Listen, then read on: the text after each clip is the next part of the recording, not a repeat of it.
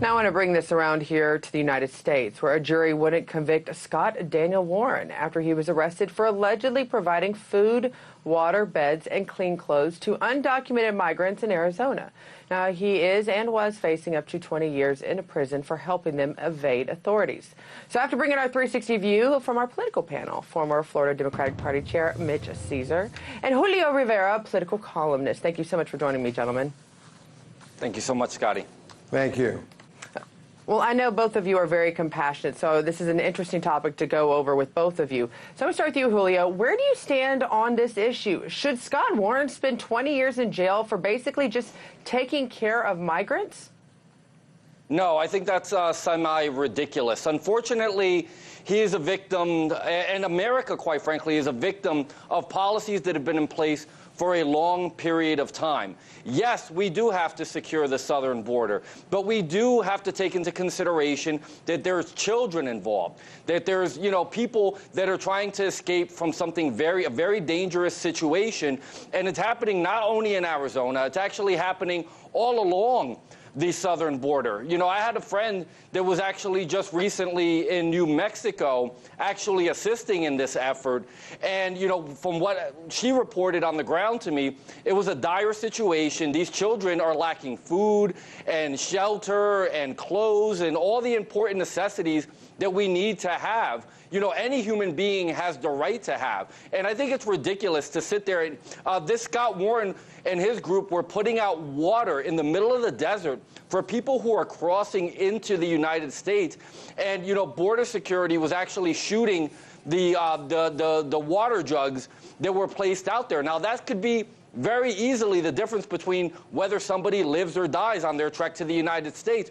Ultimately, it's an issue that has to be solved internationally. We have to figure out how to help these people that are in South America in dangerous situations. It shouldn't only be the responsibility of the United States, and it shouldn't be scapegoating, or people shouldn't be scapegoating the Trump administration exclusively on this. Right.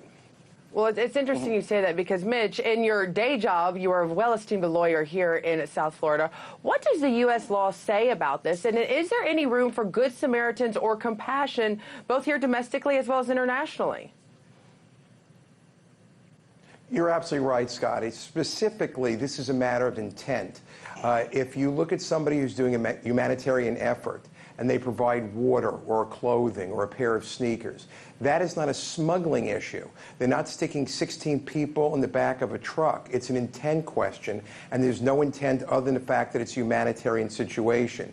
It's interesting because what this reminds me of from a historical perspective is the Underground Railroad, bringing slaves from the south up to the north, being smuggled through. Very, very similar. Again, an anti-feeling originally going at that time.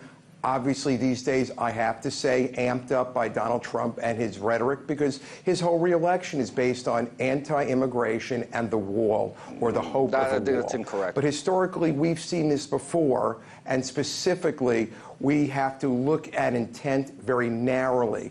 You can't paint it with a broad brush. That's impossible. Well, then I want to take this to the international, because we start off with the story of Mia Kemp being prosecuted. And you saw there's a lot of anger by those in Rome because they say that she brought all of these refugees over. And I keep going, was her boat just supposed to pass these little shanty boats that were in the Mediterranean and just keep driving past it? I don't think anybody could be that cruel. Maybe they could be.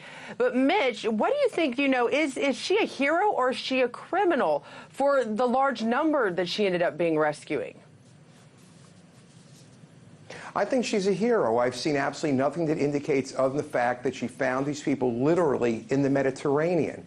Again, it's a humanitarian effort. I will add from a legal perspective that Italy, which seems to be the loudest critic of this situation, meaning she should be arrested and jailed, has literally no standards on how to handle a lot of the immigration issues. Some of Europe doesn't as well.